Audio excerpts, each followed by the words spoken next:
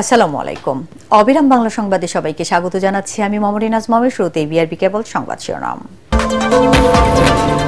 জুলাই সনদ বাস্তবায়নে জাতীয় নির্বাচনের দিনে গণভোটের প্রস্তাব ডক্টর আলী রিয়াজের। পর্যালোচনা করে সিদ্ধান্ত জানাবে রাজনৈতিক দলগুলো।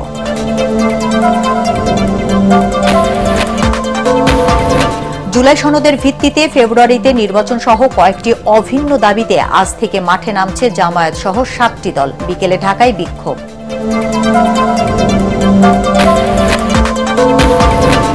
অপরিকল্পিত নগরায়নে ভূমিকম্পের ঝুঁকিতে বগুড়া। বহুতল ভবন নির্মাণে মানা হচ্ছে না ভূমিকম্প প্রতিরোধী নির্মাণ বিধি। বড় ধরনের বিপর্যয়ের আশঙ্কা। এবং পাতা পচা রোগের সংক্রমণে দুশ্চিন্তায় পঞ্চগড়ের চা বাগান মালিকরা। উৎপাদন বিপর্যয়ের লোকসানের শঙ্কা। অবিলম্বে সরকারের কাছে সমাধান দাবি। শুনছিলেন বিআরবি কেবল সংবাদ শিরোনাম। এবার বিস্তারিত। জুলাই সনদ বাস্তবায়নে সাংবিধানিক আদেশ তৈরি করে জাতীয় নির্বাচনের সময় গণভোট আয়োজনের প্রস্তাব দিয়েছে ঐক্যমত্য কমিশন। আর প্রস্তাব পর্যালোচনা করে সিদ্ধান্ত দেওয়ার কথা জানিয়েছে রাজনৈতিক দলগুলো। এ সময় জুলাই সনদ বাস্তবায়নে অক্টোবরে সরকারকে সুনির্দিষ্ট সুপারিশ দেওয়া হবে বলে জানান কমিশনের সহ সভাপতি ডক্টর আলী রিয়াজ। ইমদাদুল্লাহ বাবুর রিপোর্ট। জুলাই জাতীয় সনদ ২০২৫ বাস্তবায়ন নিয়ে রাজধানীর ফরেন সার্ভিস একাডেমিতে জাতীয় ঐকমত্য কমিশনের সাথে তৃতীয় দিনের আলোচনায় বসে রাজনৈতিক দলগুলো। আশা করছি যে আপনাদের কাজ শেষ হয়েছে। এ সময় কমিশন সনদের আইনি ভিত্তি দিতে বিশেষজ্ঞ প্যানেলের পরামর্শ অনুযায়ী রাষ্ট্রপতির মাধ্যমে সাংবিধানিক আদেশ তৈরি করে জাতীয় নির্বাচনের দিনই গণভোটের প্রস্তাব দেয়।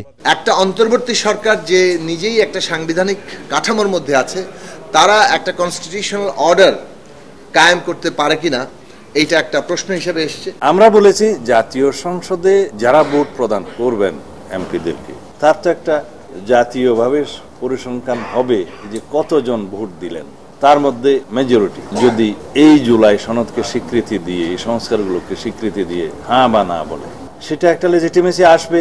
সেটাও বিবেচনা করা যায় যদি সবাই সম্মত হয়। নতুন একটা প্রস্তাব, এগুলো আলাপ আলোচনা করে আমি আশা করি আমরা আগামী হয়তো ১০-১২ দিনের মধ্যে আমরা একটা বোঝাপড়ার জায়গায় আমরা আসতে পারবো। কমিশনের এই প্রস্তাবের সাথে একমত প্রকাশ করে জাতীয় নির্বাচনের আগেই গণভোট আয়োজনের পরামর্শ দেয় কিছু দল। আমাদের বক্তব্য হলো যে কনস্টিটিউশনাল অর্ডারের মাধ্যমেই এটা বাস্তবায়ন করতে হবে, প্রয়োজনে এরপরে গণভোটে আমরা যেতে পারি। ওনারা বলেছেন ইলেকশনের দিন একই সাথে গণভোট করার জন্য। আমাদের প্রস্তাবটা ছিল আগেই একটা গণভোট করার জন্য। এই যে নতুন যে একটা জিনিস নিয়ে এসছে, এটার ব্যাপারে কিন্তু সবাই কনভিন্স না। এটার ব্যাপারে আমাদেরকে আরো আলোচনা করতে হবে। ফলে আমাদের পজিশন হচ্ছে গণপরিষদ কাম পার্লামেন্টের যে কথাটা আমরা বলেছি, এটাই আমরা আবার পুনর্ব্যক্ত করেছি। সরকার যদি তার বল আমাদের পায়ে দিয়ে দেয়, আমরা বিভিন্ন দিকে আমরা লাথি দিতে থাকবো, শেষমেশ কিন্তু গোল হবে না। সুতরাং এই মুহূর্তে গোল দেওয়ার দায়িত্ব সরকারকে সিদ্ধান্ত নিতে হবে। সংলাপে আগামী রোববারের আগেই সনদ বাস্তবায়নে রাজনৈতিক দলগুলোকে ঐক্যমতে পৌঁছানোর আহ্বান জানান কমিশনের সহ সভাপতি ডক্টর আলী রিয়াজ। এটা সমর্থন করেছেন, অনেকেই ভিন্ন মত প্রকাশ করেছে। আমরা যে সুপারিশগুলো পাঠাবো সরকারের কাছে, তার মধ্যে এটি একটি সুপারিশ হতে পারে এবং আমরা আশা করছি অক্টোবরের শুরুর দিকেই কিছু সুনির্দিষ্ট সুপারিশ তৈরি করে সরকারকে দিতে পারব। বুধবারের আলোচনায় অংশ নেয় ৩০টি রাজনৈতিক দল। সবাইকে ধন্যবাদ। ইমদাদুল্লাহ বাবু, এটিএন বাংলা, ঢাকা। জুলাই সনদের ভিত্তিতে আগামী ফেব্রুয়ারিতে জাতীয় নির্বাচন সহ কয়েকটি অভিন্ন দাবিতে আজ থেকে মাঠে নামছে জামায়াত ইসলামী সহ ৭টি দল। ৩ দিনের কর্মসূচির অংশ হিসেবে প্রথম দিনে রাজধানী ঢাকায় আগামীকাল শুক্রবার বিভাগীয় শহরে এবং ২৬ সেপ্টেম্বর সব জেলা ও উপজেলায় বিক্ষোভ মিছিল করবে দলগুলো। বিকেল থেকে সন্ধ্যা পর্যন্ত রাজধানীর বাইতুল মোকাররম, জাতীয় প্রেস ক্লাব সহ আশেপাশের এলাকায় দলগুলো সংক্ষিপ্ত সমাবেশ করবে। জামায়াতে ইসলামী, ইসলামী আন্দোলন, বাংলাদেশ খেলাফত মজলিস, নেজামে ইসলাম পার্টি, বাংলাদেশ খেলাফত আন্দোলন ও জাতীয় গণতান্ত্রিক পার্টি জাগপা এই কর্মসূচি পালন করবে। তাদের দাবিগুলো হচ্ছে জুলাই সনদের পূর্ণাঙ্গ বাস্তবায়ন এবং তার ভিত্তিতে জাতীয় নির্বাচন অনুষ্ঠান। জাতীয় সংসদের উভয় কক্ষে সংখ্যানুপাতিক পদ্ধতি চালু করা, অবাধ, সুষ্ঠু ও গ্রহণযোগ্য নির্বাচনের নিশ্চিতে লেভেল প্লেইং ফিল্ড নিশ্চিত করা, বিগত ফ্যাসিস্ট সরকারের সব জুলুম, গণহত্যা ও দুর্নীতির বিচার দৃশ্যমান করা এবং জাতীয় পার্টি ও 14 দলের কার্যক্রম নিষিদ্ধ করা। 26 সেপ্টেম্বর রাকসু নির্বাচনকে ঘিরে রাজশাহী বিশ্ববিদ্যালয় ক্যাম্পাসে প্রচারণা চালাচ্ছে 11টি প্যানেল ও স্বতন্ত্র মিলিয়ে 903 জন প্রার্থী। তবে ভোটের দিন যত এগিয়ে আসছে, ছাত্র সংগঠনগুলোর পক্ষ থেকে উদ্বেগ, উৎকণ্ঠা জানানো হচ্ছে। নানা সংশয় কাটিয়ে নির্বাচন যাতে অবাধ, সুষ্ঠু, ছাত্র বান্ধব হয়, সেই লক্ষ্যে ছাত্রদল সমর্থিত ঐক্যবদ্ধ নতুন প্রজন্মের পক্ষ থেকে 6 দফা দাবির একটি স্মারকলিপি রাকসুর প্রধান নির্বাচন কমিশনার নজরুল ইসলামের কাছে দেয়া হয়েছে। এ বিষয়ে প্রধান নির্বাচন কমিশনার সাংবাদিকদের কাছে জানিয়েছেন, উত্থাপিত দাবিগুলো বিবেচনায় এনে কাজ করে যাবে কমিশন। সুষ্ঠু নির্বাচনের ব্যাপারে আন্তরিকতার কোনো অভাব নেই তাদের।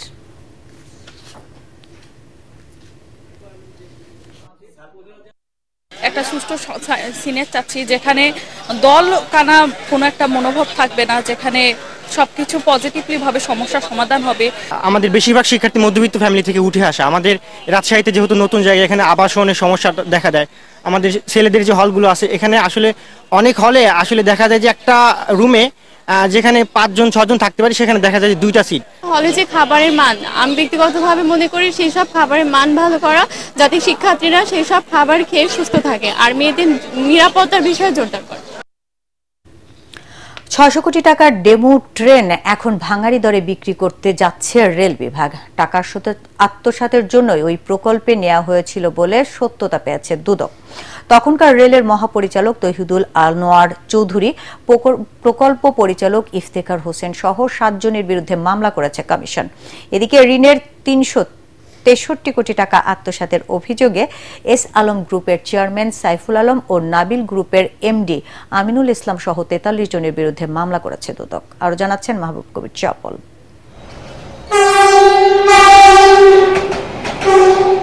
স্বল্প দূরত্বে দ্রুত চলাচলের স্বপ্ন দেখিয়ে 2013 সালে যাত্রা শুরু করে 20 জোড়া ডেমু ট্রেন। চীন থেকে 30 বছর চালানোর জন্য ট্রেন এনে 10 বছর পরে সেগুলো পরিত্যক্ত ঘোষণা করা হয়। অবস্থা এমন যে সেগুলো এখন ভাঙাড়িতে বিক্রি করতে হবে। এসব মানহীন ট্রেনে কিভাবে 600 কোটি টাকা খরচ দেখানো হলো, তার অনুসন্ধানে নামে দুদক। এতে দেখা যায় ডেমো ট্রেন চালানোর সমীক্ষা ছাড়াই এগুলো আনা হয়, যার মূল উদ্দেশ্য ছিল অর্থ আত্মসাৎ। এই অভিযোগে তখনকার রেলের মহাপরিচালক তৌহিদুল আনোয়ার চৌধুরী, প্রকল্প পরিচালক ইফতেখার হোসেন, প্রধান যান্ত্রিক প্রকৌশলী আক্তারুজ্জামান, উপসচিব বেঞ্জামিন হেমব্রুম, অঞ্জন কুমার, আশরাফুজ্জামান ও উপপরিচালক মমিতুর রহমানের বিরুদ্ধে মামলা করেছে দুদক।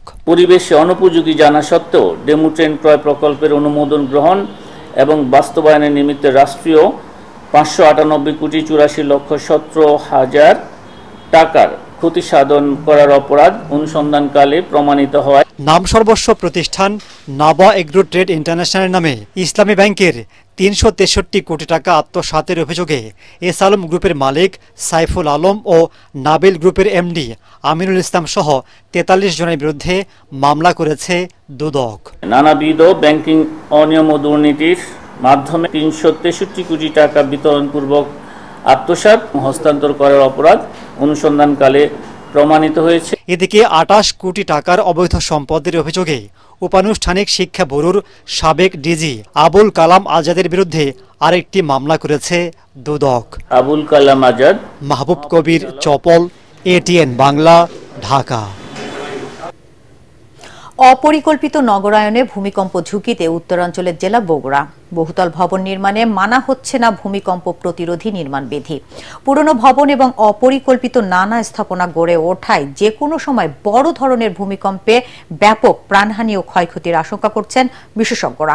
এতে প্রাণহানির পাশাপাশি বড় ধরনের বিপর্যয়ের আশঙ্কা করছেন তারা। বগুড়া থেকে আজিজুল হাকিম রুমনের পাঠানো তথ্য ও ছবিতে আরো জানাচ্ছেন শরীফুল ইসলাম। 1897 সালের ভয়াবহ ভূমিকম্পের কথা স্মরণ করে পরিবেশবিদ মমিনুল হক জানান, বগুড়া জেলার চারপাশে রয়েছে বেশ কয়েকটি বড় ধরনের ফল্ট, যা নিমিষেই বদলে দিতে পারে এখানকার ভূ-প্রকৃতি।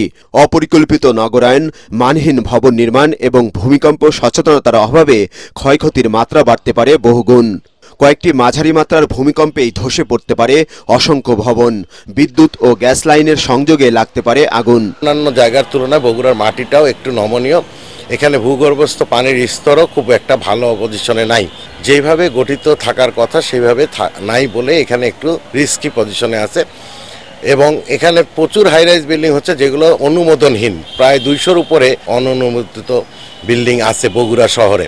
শুধু প্রাণহানি নয়, বড় ধরনের বিপর্যয়ের শঙ্কায় পড়বে জেলার স্বাস্থ্য এবং অর্থনীতি। তবে দুর্যোগ প্রস্তুতি এবং জনসচেতনতা বাড়ানোর মাধ্যমে ক্ষয়ক্ষতি অনেক অংশ কমানো সম্ভব। এখানে সেই ধরনের যদি একটি বড় ধরনের ভূমিকম্প অনুভূত হয় তাহলে আমাদের কিন্তু মহামারী দেখা দেবে। ভূমিকম্প সহনীয় একটি পরিস্থিতি যাতে বজায় থাকে সেরকমই একটি উদ্যোগ নিতে হবে। এই ব্যাপারে হচ্ছে কি যে সকলের নগরায়ন, সরকার এবং প্রশাসনের এটা ব্যাপকভাবে হচ্ছে কি প্রচার প্রচারণা এবং এটা প্রস্তুতি থাকা দরকার। ভূমিকম্প হওয়ার আগে ভূমিকম্পের যেগুলো পদক্ষেপ নেওয়া উচিত প্রশাসনের পক্ষ থেকে, রাষ্ট্রের পক্ষ থেকে আসলে সেগুলো পদক্ষেপ নেওয়াটা বেটার। রিক্টার স্কেলে 7 থেকে 8 মাত্রার ভূমিকম্প হলে বগুড়া সহ সারা দেশে দেখা দিতে পারে ভয়াবহ বিপর্যয়। তাই পরিকল্পিত নগরায়ন, মানসম্মত অবকাঠামো নির্মাণ নিশ্চিত করা এবং সচেতন করতে হবে সর্বস্তরের মানুষকে। প্রশাসনকে ওভারলুক করে কিছু হাইরাইজ ভবন হয়েছে, সেগুলোতে গাড়ি যাতায়াতের ব্যবস্থা যদিও আছে কিন্তু প্রয়োজনের তুলনায় হয়তো বা কম। বগুড়া শহরে প্রায় 8000 বহুতল ভবনের মধ্যে 4000ই আইন মেনে করা হয়নি। পৌর কর্তৃপক্ষ কয়েকবার নোটিশ দিলেও তা পরিবর্তন করেননি ভবন মালিকরা।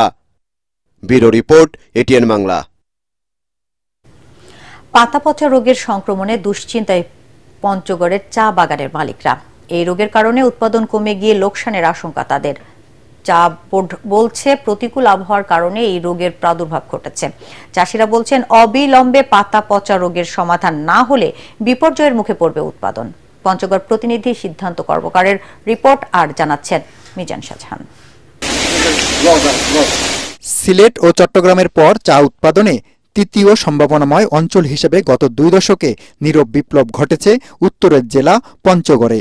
সমতলের এই জেলায় গড়ে উঠেছে 7500 চা বাগান ও 34টি কারখানা। তবে সম্প্রতি এসব বাগানে চা গাছে 20 থেকে নতুন পাতা বের হওয়ার পর তা পচে যাচ্ছে। এতে আশঙ্কাজনক হারে কমে যাচ্ছে চা পাতার উৎপাদন। ওষুধসহ নানা কৌশলেও সংকট কাটছে না। 6 বিঘা চা চাষ করছি, এর মধ্যে দেখা যায় যে 1-1.5 বিঘা ভালো আছে, বাকি সব কিন্তু এই পচড়ায় শেষ হয়ে গেছে। পোকায় পাতা খেয়ে শেষ, একদম পাতা নাই। এ অঞ্চলে চা শিল্পকে ঘিরে তৈরি হয়েছে কয়েক হাজার মানুষের কর্মসংস্থান। উৎপাদন ক্ষতিগ্রস্ত হলে কর্মহীন হয়ে পড়ার আশঙ্কা চা শ্রমিকদের।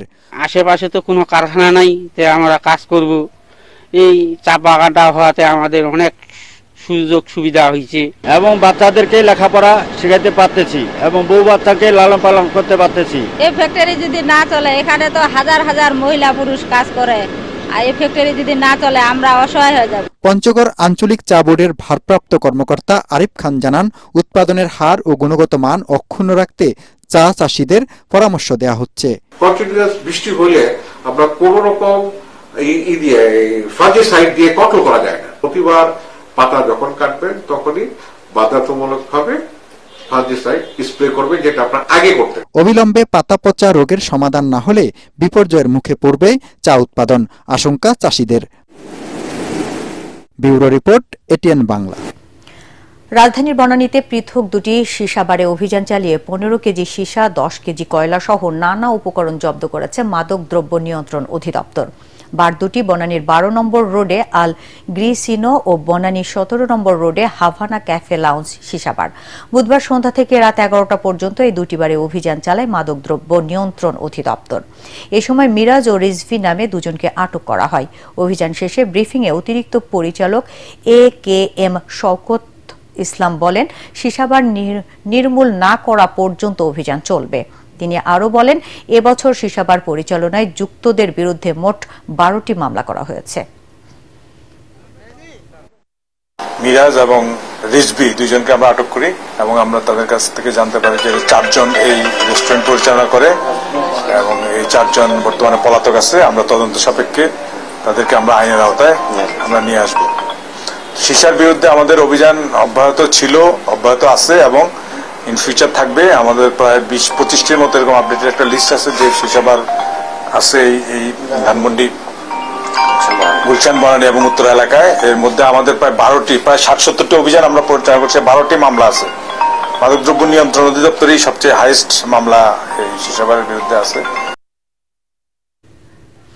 ডিবি পুলিশ পরিচয়ে অটোরিকশা আটকে মামলার ভয় দেখিয়ে চাঁদা আদায়কারী 3 জনকে আটক করে পুলিশের কাছে দিয়েছে জনতা। পরে তাদের শেরপুর আদালতে পাঠায় নালিতাবাড়ি পুলিশ। তারা হলো বগুড়ার আদমদিঘি উপজেলার মিজানুর রহমান, শেরপুরের শ্রীবর্দী উপজেলার সুলতান মিয়া ও ময়মনসিংহের ঈশ্বরগঞ্জের ফারুক মিয়া। পুলিশ জানায়, নালিতাবাড়ির অদূরে মালিজি ব্রিজের কাছে চৌরাস্তা মোড়ে দাঁড়িয়ে ডিবি পুলিশ পরিচয়ে অটোরিকশা চালকদের কাছে চাঁদা আদায় করছিল 3 জন। এ সময় সন্দেহ হলে তাদের ধরে পুলিশে দেয় স্থানীয়রা। টাঙ্গাইলের ঘাটাইল উপজেলার শালিয়াবহ গ্রামের ইদ্রিস আলী সাপ ভালোবেসে গড়ে তুলেছেন এক অন্য জীবন। সবাই তাকে চেনে সরপরাজ ইদ্রিস নামে। বিষাক্ত সাপের সঙ্গে জীবনযাপন করেই চলছে তার সংসার। টাঙ্গাইল প্রতিনিধি নাসির উদ্দিনের পাঠানো রিপোর্ট আর জানাচ্ছেন ফারহিন ইসলাম টুম্পা। নিজ বসতভিটার পাশে ইদ্রিস আলীর সংগ্রহশালায় দেখা মিলল 3 শতাধিক সাপ। যত্ন সহকারে খাওয়াচ্ছেন, লালন পালনও করছেন। একসময় মাছ শিকার করে জীবিকা চললেও সাপ ধরাই এখন তার একমাত্র পেশা, যা ভালোবেসেই করেন ইদ্রিস। আমি এখন পানের ঝুঁকির উপরে আছি। আমার কাছে এখন অ্যান্টিবায়োটিক নাই। এখন যে মানুষের উপকার করবো এইটুকু আমার কাছে নাই। এখন সাপ ধরবার যাবো, গেলে আমার মৃত্যু হয়, যাতে আমি 3 বেলা 4টা ডাল ভাত খাইতে পারি, মানুষের আপদে বিপদে দৌড়ে যাইতে পারি। আর সরকারি ভাবে জেনি প্রতি থানা পর্যায়ে এই অ্যান্টিবায়োটিক ব্যবস্থা করা হোক। প্রায় 4 বছর আগে শুরু হয় তার সাপ ধরা। 2 শতাধিকবার বিষাক্ত সাপের কামড়ে আহত হলেও থেমে যাননি। আগে মাছ মারছে, অপরাধ গেলে মাছ মারছে 4-5 হাজার টাকা করে মাছ মারছে। আমাকে তো কাজ পিছা চালবা, এখন সাপ ধরার পথে খুবই কাজ পিছাছি। এলাকাবাসী জানান, আশেপাশে কোথাও সাপের উপস্থিতির খবর পেলেই ডাক পড়ে তার। দেশের দূর দূরান্ত থেকেও সাপ তাড়াতে কিংবা ধরতে ছুটে যান ইদ্রিস আলী। কিছুদিন আগে আমার এক আত্মীয় বাড়ির থেকে 50টা সাপ ধরছে এক ঘরে থেকে। বাইজাতে যে মেডিসিনটা পায়, অ্যান্টিভাইরাল যে মেডিসিনটা পায়, এটা যাতে পাইলে আমরা সমাজবাসী উপকৃত হব। অল টাইম যে কোনো সময় ফোন দিলে সে তখন চলে যায় সাপের কাছে। একটা মানুষ মরে যায় ঘরে, একজন মানুষ ডরে যাইতে পারে না, তার উপকার করে। বিষাক্ত সাপ সংগ্রহের বিষয়টি ঝুঁকিপূর্ণ উল্লেখ করে পর্যাপ্ত নিরাপত্তা ব্যবস্থা রাখার পরামর্শ জেলা প্রাণী সম্পদ কর্মকর্তার। উনি যেহেতু নিয়ম বহির্ভূতভাবে এই সাপ ধরছেন এবং সংরক্ষণ করছেন, বিষয়টি অবশ্যই বন বিভাগকে অবহিত করা প্রয়োজন।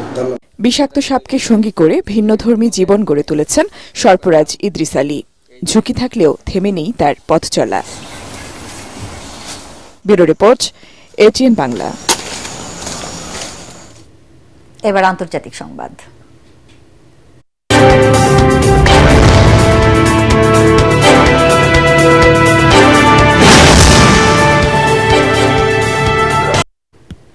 যুক্তরাষ্ট্রের পেনসিলভেনিয়ায় বন্দুকধারীর হামলায় 3 পুলিশ কর্মকর্তা নিহত হয়েছেন। গুরুতর আহত হয়েছেন আরও 2 পুলিশ কর্মকর্তা। স্থানীয় সময় বুধবার দুপুর 2টার দিকে এই হামলার ঘটনা ঘটে। পেনসিলভানিয়া রাজ্য police commissioner colonel Christopher Paris জানিয়েছেন, বন্দুকধারী পুলিশের গুলিতে নিহত হয়েছেন। বিবিসি জানায়, একটি পারিবারিক বিরোধের মামলা তদন্তে গিয়ে হামলার শিকার হয় পুলিশ। সংবাদ মাধ্যমটির প্রতিবেদনে বলা হয়েছে, ফিলাডেলফিয়া থেকে প্রায় 100 মাইল পূর্বের নর্থ কোডোরাস টাউনশিপের ইয়র্ক কাউন্টির একটি গ্রামীণ এলাকায় এই হামলার ঘটনা ঘটে। পেনসিলভানিয়ার গভর্নর জোশ শাপিরো নিহত পুলিশ কর্মকর্তাদের পরিবারের সঙ্গে দেখা করেছেন। তাদের সম্মানে রাজ্যের সমস্ত পতাকা অর্ধনমিত রাখার নির্দেশ দেন তিনি। পারমাণবিক শক্তিধর পাকিস্তানের সঙ্গে প্রতিরক্ষা চুক্তি করেছে সৌদি আরব। এতে দেশ দুটির কয়েক দশকের পুরনো নিরাপত্তা অংশীদারিত্ব শক্তিশালী হবে বলে আশা করা হচ্ছে।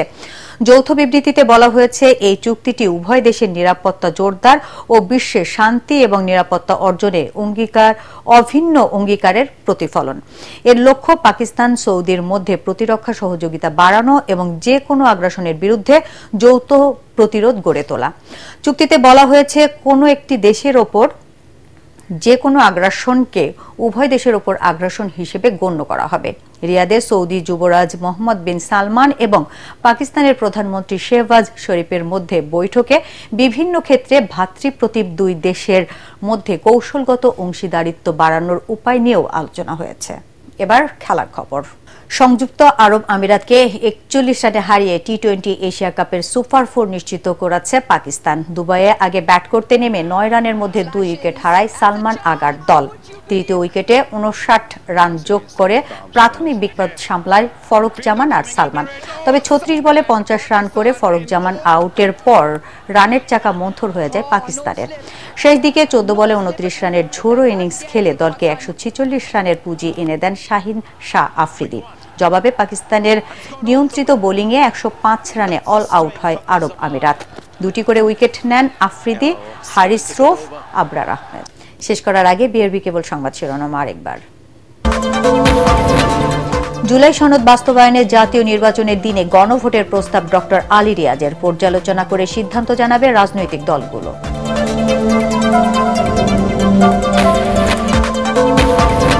জুলাই সনদের ভিত্তিতে ফেব্রুয়ারিতে নির্বাচন সহ কয়েকটি অভিন্ন দাবিতে আজ থেকে মাঠে নামছে জামায়াত সহ 7টি দল। বিকেলে ঢাকায় বিক্ষোভ।